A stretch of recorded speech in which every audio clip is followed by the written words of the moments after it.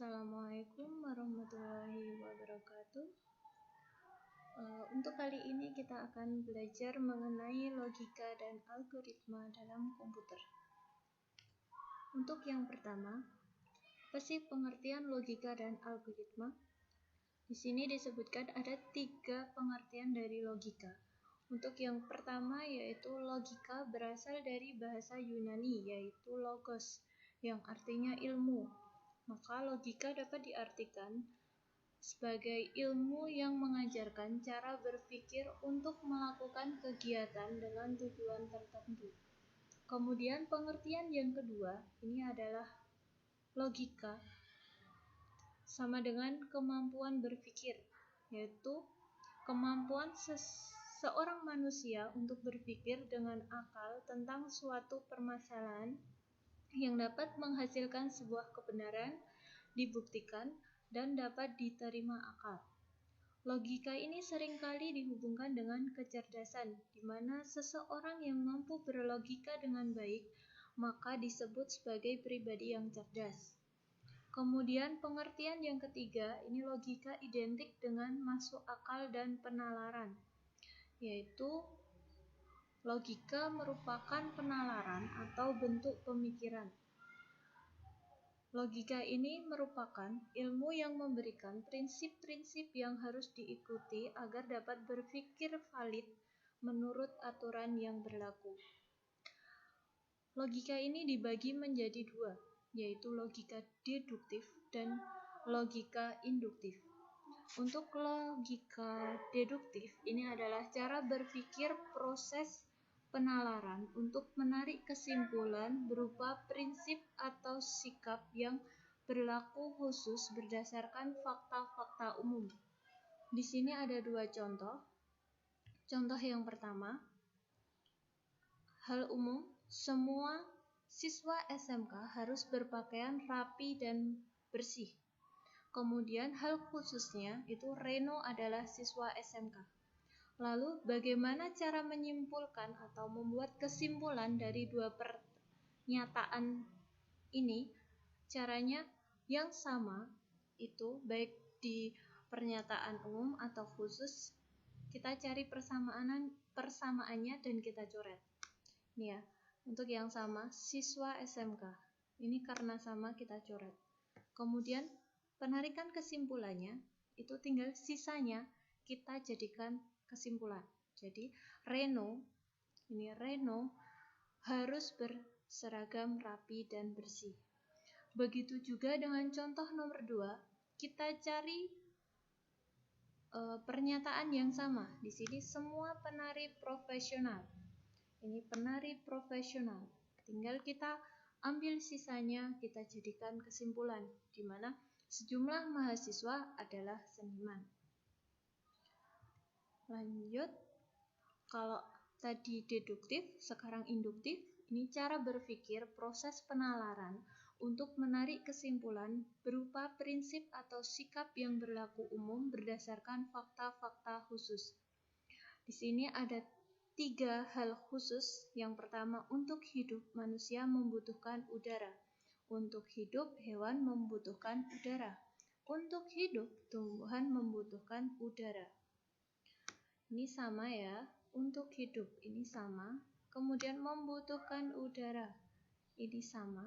Yang sama ini kita gunakan untuk mengambil kesimpulan. Beda kalau yang deduktif tadi, yang sama kita eliminasi, kalau yang ini yang sama kita jadikan kesimpulan. Kemudian sisanya untuk manusia, hewan, tumbuhan, itu kita simpulkan. Ini adalah makhluk hidup. Maka untuk kesimpulannya adalah untuk hidup, makhluk hidup membutuhkan udara. Begitu juga contoh yang kedua. Ada 3 hal khusus. Devi rajin belajar. Dia mendapatkan hasil yang memuaskan. Khusus Yuda rajin belajar. Dia mendapatkan hasil yang memuaskan. Tika rajin belajar. Dia mendapatkan hasil yang memuaskan. Untuk kata rajin belajar ini sama, dia mendapatkan hasil memuaskan, ini adalah sama baik di pernyataan 1, 2, ataupun 3. Maka untuk Devi, Yuda, Tika ini kita simpulkan sebagai siswa. Jadi kesimpulan dari contoh 2 ini adalah siswa yang rajin belajar akan mendapatkan hasil yang memuaskan. Kemudian lanjut ke pengertian algoritma.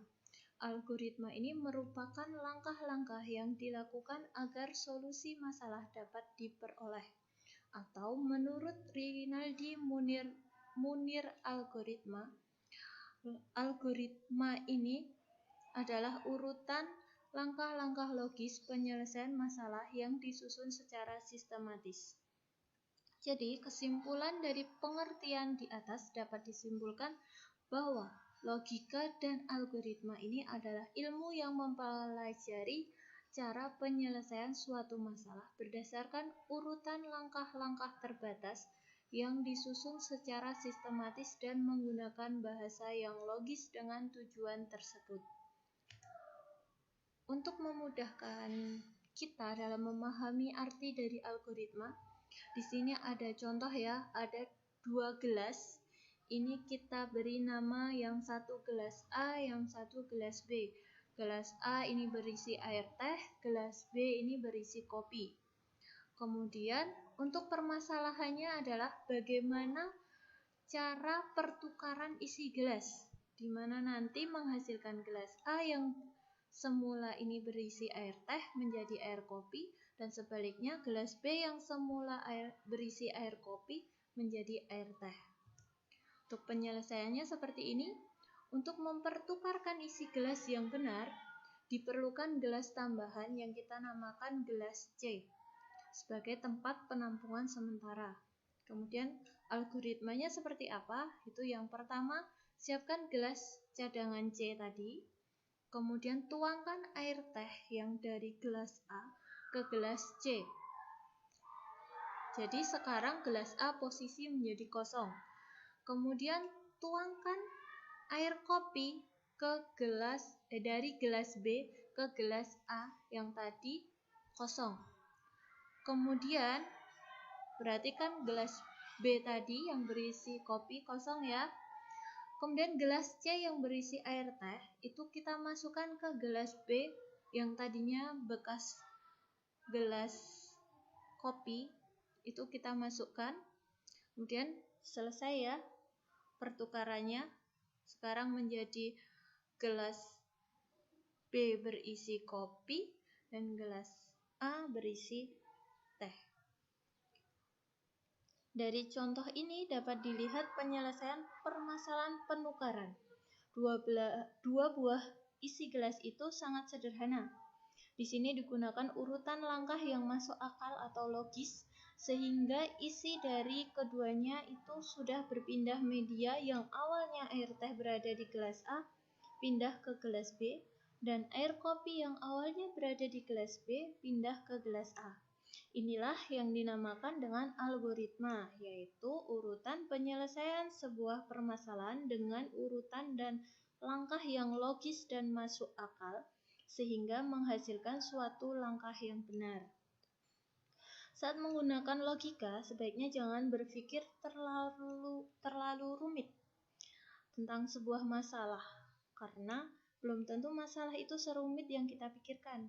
Pikirkanlah yang paling sederhana untuk penyelesaian masalah itu, sehingga kita tidak terjebak dalam pemikiran yang rumit yang kita buat sendiri. Dalam menentukan algoritma untuk penyelesaian suatu permasalahan, mungkin kita akan dihadapkan pada beberapa pilihan algoritma. Oleh karena itu, kita harus memiliki rambu-rambu dalam menentukan algoritma. Pertimbangan dalam pemilihan algoritma ini adalah yang pertama, algoritma haruslah benar, yaitu algoritma akan memberikan keluaran yang sesuai seperti yang diharapkan dari sejumlah masukan yang diberikan. Jadi tidak peduli sebagus apapun algoritma itu, jika dia memberikan keluaran yang salah, maka sudah pasti algoritma tersebut bukanlah algoritma yang baik. Pertimbangan yang kedua itu adalah kita harus mengetahui seberapa baik hasil yang dicapai oleh algoritma. Pertimbangan yang ketiga yaitu adalah efisiensi algoritma itu sendiri. Algoritma harus efisiensi waktu dan memori. Karena setiap orang relatif menginginkan keluaran yang lebih cepat. Begitu juga dengan memori. Karena semakin besar memori yang terpakai, maka semakin jelek algoritma tertentu. Jadi tujuan dari belajar logika dan algoritma ini adalah agar kita dapat membiasakan diri melakukan suatu perencanaan apabila menyelesaikan suatu masalah. Karena suatu permasalahan yang diselesaikan dengan suatu perencanaan yang matang, maka akan mendapatkan solusi yang lebih optimal dibandingkan kita menyelesaikan masalah tanpa menggunakan suatu perencanaan. Next ya, kriteria algoritma yang harus dipenuhi. Ini ada input output, kemudian definite. Ada finite atau ada batas, kemudian ada efektif. Ini tepat dan efisien. Untuk yang input ini algoritma dapat memiliki 0 atau lebih inputan dari luar. Kemudian algoritma harus memiliki minimal satu buah output keluaran. Kemudian algoritma memiliki instruksi-instruksi yang jelas dan tidak ambigu. Kemudian algoritma harus memiliki titik berhenti. Jadi harus ada titik hentinya. Kemudian yang terakhir adalah algoritma sebisa mungkin dapat dilaksanakan dan efektif. Kemudian selanjutnya flowchart. Flowchart ini ada notasinya, di mana notasi ini ada manfaatnya atau keterangannya. Seperti yang nomor 1 ini disebutnya terminator. Ini menandai awal atau akhir sebuah flowchart. Kemudian yang kedua, gambarnya bisa dilihat di layar. Ini disebut input atau output. Jadi ini untuk pemasukan data atau penampilan data. Kemudian yang nomor 3, ini proses. Namanya proses ya, untuk menyatakan sembarang proses. Kemudian yang keempat, gambarnya bisa dilihat di layar. Ini namanya keputusan. Jadi ini keterangannya itu untuk pengambilan keputusan terhadap suatu kondisi. Ditulis biasanya ya atau yes jika benar, dan tidak no jika salah. Kemudian yang selanjutnya gambar nomor 5, ini proses terdefinisi atau ini fungsinya untuk menandai fungsi atau prosedur yang dimiliki program. Kemudian yang keenam ini adalah namanya persiapan, menandai persiapan yang dilakukan sebelum menuju langkah berikutnya. Kemudian yang nomor 7, yang gambarnya seperti lingkaran, ini konektor pada halaman yang sama. Jadi ini untuk atau digunakan sebagai titik awal penghubung suatu langkah, namun dalam halaman yang sama. Kemudian yang terakhir ini konektor pada halaman yang berbeda. Jadi titik temu penghubung suatu langkah di halaman yang berbeda.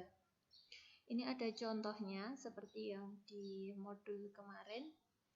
Jadi untuk mulai ini dengan gambar seperti ini atau yang kita namakan terminator, ini untuk menandai awal sebuah flowchart.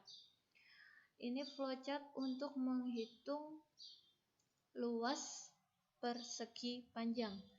Jadi awalnya itu kita mulai, kemudian nanti ada input, ini namanya input, yang ini namanya input, itu yaitu kita baca luas dan panjangnya, ini namanya input dengan gambar flowchartnya seperti ini. Kemudian selanjutnya kita hitung luas, ini namanya proses, menyatakan proses. Jadi karena kita mencari luas persegi panjang, maka di sini adalah prosesnya kita mencari luas persegi panjang, yaitu panjang kali lebar. Kemudian ini tampilkan luas, ini adalah outputnya. Kalau yang ini tadi input, yang ini output, yaitu menampilkan hasilnya, hasil datanya. Tadi setelah kita Sudah mengetahui luasnya, prosesnya panjang kali lebar, kemudian ini ditampilkan hasil luasnya. Kemudian yang terakhir kita ketemu lagi dengan terminator. Ini untuk menandai akhir dari sebuah flowchart mencari luas persegi panjang. Sekian dan terima kasih, kurang lebihnya mohon maaf. Wassalamualaikum warahmatullahi wabarakatuh.